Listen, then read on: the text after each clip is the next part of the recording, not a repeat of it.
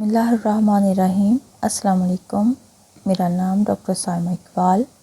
میں آپ سب کو اپنے یوٹیوب چینل نئی سوچ وی ڈاکٹر سائمہ پر خوش آمدید کہتی ہوں۔ آج میرے لیکچر کا عنوان ہے جدید اردو غزل پر مغربی اسالیب کے اثرات۔ آئیں سٹارٹ کرتے ہیں۔ سب سے پہلے ہم مغربی شعراء کے اسالیب کو دیکھتے ہیں۔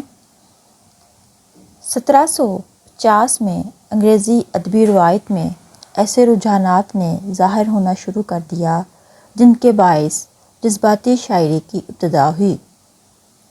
ہنری تھامس کی شاہکار نظم سیزن کی بدولت اس کی شہرت پوری دنیا میں پھیل گئی۔ تھامس گرے جدید کلاسیکی اور رومانوی شاعری کے درمیان ایک الگ حیثیت کا حامل ہے۔ وہ ایک تربیت یافتہ ذہن کا مالک تھا۔ کولنز ایک ایسا شاعر ہے جس کے پورے کلام میں فطرت نگاری نمایاں ہے۔ انگریزی رومانوی شاعری میں جو مقبولیت بائرن کے حصہ میں آئی وہ کسی دوسرے شاعر کو نصیب نہیں ہوئی۔ اس نے ایک حد تک عالمی رومانویت کی نمائندگی کی۔ سموئیل جانسن فن کو زندگی کا ایک ٹکڑا خیال کرتا ہے اور فنکار سے اس کا تقاضا یہ ہے کہ وہ اپنے گرد و پیش کی حقیقتوں کو پیش کرے۔ دیو ملائی قصے کہانیاں افسانوی عناصر اسے جھوٹ اور فضول معلوم ہوتے ہیں۔ وہ کہتا ہے کہ کسی تخیلی تصویر کے مقابلے میں مجھے اس کتے کی تصویر پسند ہے جسے میں نے دیکھا ہے۔ حصول مسرت اس کے نزدیک شاعری کا بنیادی مقصد ہے جو عام انسانی فطرت کی عکاسی سے حاصل ہوتی ہے۔ المانوی گوئٹے جرمنی کا رہنے والا تھا۔ وہ ایک زبردست سائنسدان ہونے کے ساتھ ساتھ شاعر، ناول نگار اور ڈرامہ نویس بھی تھا۔ اس کا مطالعہ بہت وسیع تھا اور اس نے زندگی کو ہر روپ میں دیکھا تھا۔ گوئٹے آخر تک خود کو کلاسیکی کہتا رہا لیکن غیر محسوس طور پر معنوی تحریک اس پر اثر انداز ہوتی رہی۔ وہ شاعری کو محدود کر دینے کے خلاف ہے۔ اس کے نزدیک شاعری کو انفرادی نہیں آفاقی ہونا چاہیے اور اسے یقین ہے کہ وہ دن ضرور آئے گا جب ساری دنیا کا ادب ایک ہوگا۔ میتھیو آرنلڈ نے گوئٹے کو ایسا نقاد بتایا ہے جس کی اہمیت کسی زمانے میں کم نہ ہوگی۔ ولیم ورڈزورتھ انگلستان میں رومانوی شاعری اور رومانوی تنقید کی بنیاد ورڈزورتھ اور کولرج کے ہاتھوں پڑی۔ اسے خوشگوار اتفاق ہی کہا جا سکتا ہے کہ انقلاب فرانس کے وقت ورڈزورتھ وہیں موجود تھا اور جب اپنے ملک واپس آیا تو انقلاب اور آزادی کے جذبے سے سرشار تھا۔ اس نے کولرج کی مدد سے نئی شاعری کی بنیاد ڈالی۔ ورڈزورتھ نے 1798 میں اس کا جو ایک مجموعہ کلام ہے جس کا نام ہے لیریکل بیلڈز کی تمہید میں اپنے تنقیدی خیالات بیان کر دیے ہیں۔ سب سے پہلے وہ یہ انقلابی اعلان کرتا ہے کہ اب شاعری بادشاہوں کے لیے نہیں عام انسانوں کے لیے ہوگی اور انہی کی سادہ فطری زبان میں ہوگی۔ کہتا ہے کہ جو لوگ فطرت کی گود میں پلے ہیں ان کے خیالات میں سچائی ہوتی ہے اور یہی خیالات شاعری میں پیش ہونے چاہئیں۔ ورڈزورتھ شاعری میں خلوص اور جذبے کو ضروری خیال کرتا ہے۔ وہ شاعری کی اصلاح اخلاق کا ذریعہ تو بتاتا ہے لیکن مسرت کے پہلو پر بھی زور دیتا ہے۔ سموئیل ٹیلر کولرج اپنے زمانے کا بڑا انگریزی نقاد تھا۔ ورڈزورتھ کی تمہید کے 17 سال بعد لٹریریا بائیوگرافیا لکھ کر اس نے ورڈزورتھ کے بعض خیالات کی وضاحت کی اور بعض غلطیوں کو درست کیا۔ ورڈزورتھ شاعری کے لیے کسانوں اور دیہاتیوں کی زبان کو مناسب خیال کرتا ہے۔ کولرج اس خیال سے متفق نہیں۔ وہ کہتا ہے کہ ان سیدھے سادے لوگوں کے تجربات محدود ہوتے ہیں اس لیے ان کی زبان سے شاعری کا کام نہیں چل سکتا۔ شاعر کے لیے وہ معیاری زبان کو مناسب بتاتا ہے جو عام بول چال کی زبان ہو لیکن شاعر ضرورت کے مطابق اس میں رد و بدل کرتا ہے۔ شاعری کی زبان کے بارے میں اس کی رائے ہے بہترین الفاظ بہترین ترتیب کے ساتھ بیان کیے جائیں۔ کولرج کے نزدیک شاعری کا اولین مقصد انبساط عطا کرنا ہے لیکن یہ مسرت آخرکار افادیت کے حصول کا ذریعہ بن جاتی ہے، جو ہم دیکھتے ہیں کہ مسرت کی اہمیت تسلیم کرنے کے باوجود وہ ادب کے اخلاقی پہلوؤں سے دامن نہیں بچا سکا۔ جہازی اور قبلہ خاں اس کی مشہور نظمیں ہیں۔ کولرج شاعری کو اہم رتبہ دیتا ہے اور شاعر کو ایسا انسان بتاتا ہے جس کے احساسات شدید ہوتے ہیں، لیکن وہ شاعر ہونے کے ساتھ ساتھ فلسفی بھی ہے، اور کہتا ہے کہ شاعری میں فلسفی اور جذباتی انسان دونوں گھل مل جاتے ہیں۔ یہ کہہ کر شاعر عالم اضطراب میں شعر کہتا ہے، وہ اس منزل پر پہنچ جاتا ہے یہاں شاعری الہامی نظر آتی ہے۔ کولرج کی تنقید فلسفیانہ ہوتی ہے۔ اپنے تنقید کو فلسفیانہ دلائل سے روشناس کیا اور تنقید کو استدلال کی سائنس کہا جو تخلیق شعر کے مسائل سے بحث کرتی ہے۔ پرسی بش شیلے شیلے نہ صرف اپنے دور کے سیاسی و معاشرتی میلانات اور روایات کا گہرا شعور رکھتا تھا، بلکہ اس میں جبر و تشدد کے خلاف بغاوت کا جذبہ بھی کارفرما تھا۔ ایڈگر ایلن پو وہ فن میں نہ صداقت تلاش کرتا ہے، نہ اخلاقی اقدار، بلکہ صرف جمالیاتی اقدار کا متلاشی ہے۔ حسن کاری کو وہ شاعری کا لازمی حصہ قرار دیتا ہے۔ کسی زمانے میں یہ خیال عام تھا کہ شاعر کوئی نرالی مخلوق ہے اور کسی غیبی طاقت کے اشارے پر شعر کہتا ہے، یا پھر وہ عالم جنون یا عالمی اضطراب میں شعر کہتا ہے۔ ایڈگر ایلن پو اس خیال کو رد کر کے شاعری کو شعوری کوشش کا نتیجہ بتاتا ہے، اور یہ درست ہے کہ وہ شعر گوئی کی بجائے شعر سازی کا نظریہ پیش کرتا ہے۔ قاری کو شدید طور پر متاثر کرنا وہ شاعری کا مقصد قرار دیتا ہے۔ وہ تاثر اس کے نزدیک حسن کاری سے پیدا ہوتا ہے، اسی تاثر کو ہی وہ اعلیٰ مسرت بتاتا ہے۔ ایڈگر ایلن پو کے یہ تصورات فرانس پہنچے تو وہاں علامت نگاری کی تحریک کا آغاز ہوا، اور جب فرانس سے ہوتے ہوئے انگلستان پہنچے تو وہاں فن بائے فن کا نظریہ عام ہوا۔ اس نے شعر و ادب کو اخلاق اور جذباتیت سے نجات دلا کر فن کی شعوری کاوش پر زور دے کر تنقید میں ایک نئی جہت کا اضافہ کیا۔ میتھیو آرنلڈ کی ادبی زندگی شاعری سے شروع ہوئی، لیکن بعد میں وہ تنقید کی طرف متوجہ ہو گیا۔ رومانوی تحریک کی اتحاد پسندی اسے ناگوار تھی، لیکن آنکھیں بند کر کے قدیم اصولوں پر عمل کرنا بھی اسے ابتدائی ناپسند تھا۔ چنانچہ اس نے خود اصول وضع کیے اور اپنے تنقیدی مضامین سے انہیں عام کرنے کی کوشش کی۔ اس شاعری کی اہمیت پر روشنی ڈالتے ہوئے کہا کہ مذہب اور فلسفہ اس زمانے میں بے وقت ہو گئے ہیں اور انسان کو سکون عطا کرنے میں ناکام ہیں، لیکن شاعری بشرط یہ کہ وہ اعلیٰ درجے کی ہو، یہ خدمت انجام دے سکتی ہے۔ نقاد کا فرض یہ ہے کہ وہ اپنی تنقید سے شاعری کو اس اعلیٰ مرتبے تک پہنچانے میں مدد کرے، بلند خیالات اور اعلیٰ اقدار کی اہمیت واضح کرے۔ اب یہ بات بھی ثابت ہو گئی ہے کہ وہ شاعری کی افادی اور اخلاقی پہلو پر زور دیتا ہے۔ جب وہ شاعری کو تنقید حیات کہتا ہے تو اس کی یہ امراد ہوتی ہے۔ وہ کل یورپی ادب کو ایک اکائی مانتا ہے، اسے ایک ایسے سمندر سے تشبیہ دیتا ہے جس میں چاروں طرف سے دریا آ کر گرتے ہیں اور ضم ہو جاتے ہیں۔ ادب سے متعلق اس کا یہ نظریہ یورپ میں بہت مقبول ہوا۔ والٹر پیٹر کا تنقیدی نظریہ رسکن کے نظریہ کی ضد ہے۔ رسکن ادب کو اخلاقی تعلیم کا ذریعہ بتاتا ہے، والٹر پیٹر کے نزدیک ادب کسی منزل کا راستہ نہیں، خود منزل ہے۔ والٹر پیٹر فن پارے کے ظاہری حسن پر زور دیتا ہے۔ ایسا محسوس ہوتا ہے کہ اس کے نزدیک اسلوب ہی سب کچھ ہے، مواد کوئی حیثیت نہیں رکھتا، لیکن یہ خیال غلط ہے۔ وہ موضوع اور اسلوب کو الگ نہیں، ایک سمجھتا ہے۔ دونوں روح اور جسم کی طرح آپس میں ایک دوسرے سے پیوست ہیں۔ ادب میں اس کا یہ نظریہ بہت مشہور ہے کہ فن کا اصل کمال فضول چیزوں کو خارج کر دینے میں ہے۔ ایس ایلیٹ ہمارے زمانے کا سب سے بڑا نقاد ایس ایلیٹ ہے۔ ایلیٹ سے پہلے روسو عقل اور معاشرتی پابندیوں کے خلاف بغاوت کا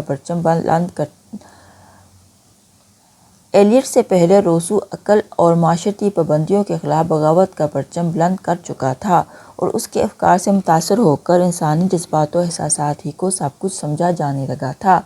انفرادیت پر زور حد سے بڑھ گیا تھا۔ آخر اس رومانویت کے خلاف رد عمل ہوا۔ امریکہ میں اورن بینٹ نے، انگلستان میں ایزرا پاؤنڈ اور ہیوم نے روسو کی رومانویت میں انفرادیت کو رد کیا۔ انہوں نے معروضی اور مثبت اقدار کی اشاعت کی۔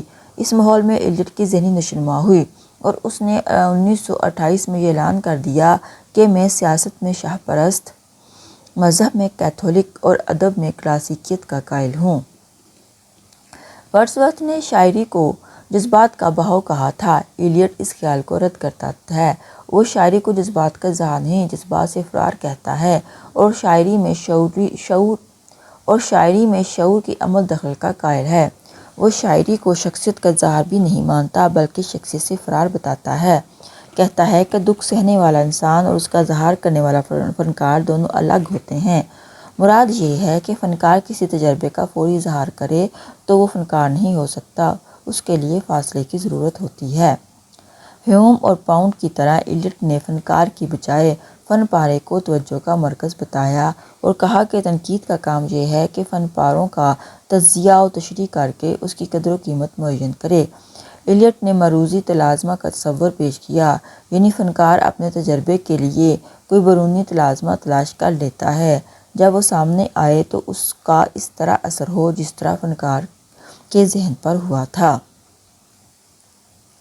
آئیے رچرڈسن عہد حاضر کا ممتاز انگریزی نقاد ہے اور ہمارا دور سائنس کا دور ہے۔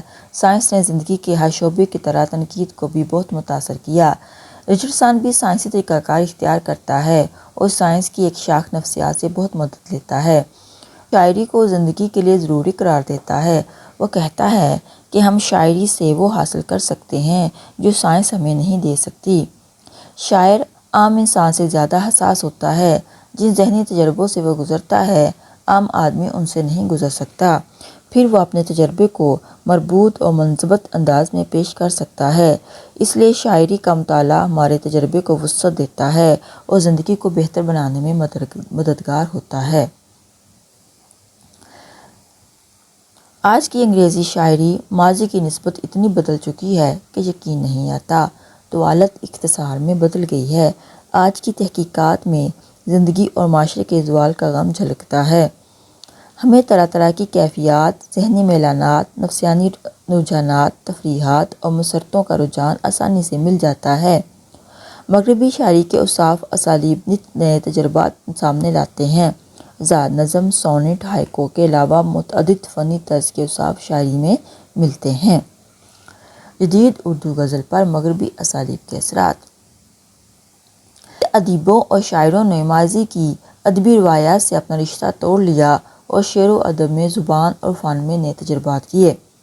تجریدی کہانیاں اور اینٹی غزل اس کی مثال ہیں۔ اردو ادب میں تمام اصناف خصوصاً اثرات بڑی حد تک قبول کیے۔ اردو نظم میں موضوعات میں تبدیلی ہوئی جس میں ترکیب پسند تحریک کے اثرات بڑی حد تک نمایاں نظر آتے ہیں۔ حالی چونکہ علی گڑھ تحریک سے وابستہ تھے تو انہوں نے مغرب کے ادب کی دیکھا دیکھی اردو میں غزل اور نظم میں تبدیلیوں کی شروعات کی۔ حالی مقصدیت و افادیت کے قائل تھے اور مغربی ادب کے زیر اثر اردو ادب میں مقصدیت و افادیت کو پروان چڑھانے کی کوششیں کیں۔ جدید اردو غزل پر مغربی اسالیب کے بڑے اثرات ہیں۔ زاد، نظم اور نظم معرہ عام رجحان ہیں۔ جدید اردو غزل جس کی ابتدا حالی کے مقدمہ شعر و شاعری کے منظر عام پر آنے کے بعد ہوئی، اس روایت کی توسیع جگر مراد آبادی، اصغر گونڈوی، افراح گورکھپوری اور فیض احمد فیض ہیں۔ اس عہد میں غزل پرانی روایت سے منحرف ہو کر ایک نئی جہت سے آشنا ہوئی۔ اس عہد کے شعراء نے بلبل، گیسو اور عشق و عاشقی کی روایت سے اوپر اٹھ کر بہت سے فلسفیانہ خیالات و مضامین کو غزل کے اندر شامل کیا۔ زندگی اور اس کے مسائل کو مفکرانہ لبادہ اوڑھ کر بیان کیے جانے لگا۔ سماجی، سیاسی، معاشی، دینی اور عمرانی نظریات کو غزل کا حصہ بنایا جانے لگا۔ نئے نئے استعارات اور لفظیات وضع کیے جانے لگے۔ تصوف کو بھی ایک نئے انداز سے غزل کا حصہ بنایا گیا جس کی وجہ سے غزل کی دنیا کافی وسیع ہو گئی۔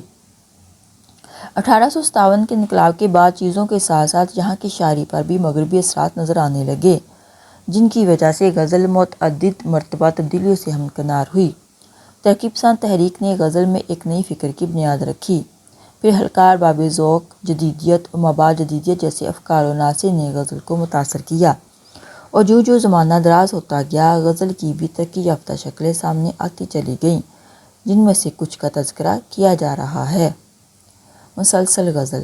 قیام پاکستان کے بعد ناصر کاظمی کے مجموعہ کلام پہلی بارش کے تجربہ نے غزل مسلسل کے بعد نئے امکانات وضع کیے۔ 60 کی دہائی کے شعراء میں غزل مسلسل کے نئے قرینوں کی جستجو کرنے والوں میں غلام حسین ساجد، علی اکبر عباس، صابر ظفر کے تجربات لائق توجہ ہیں۔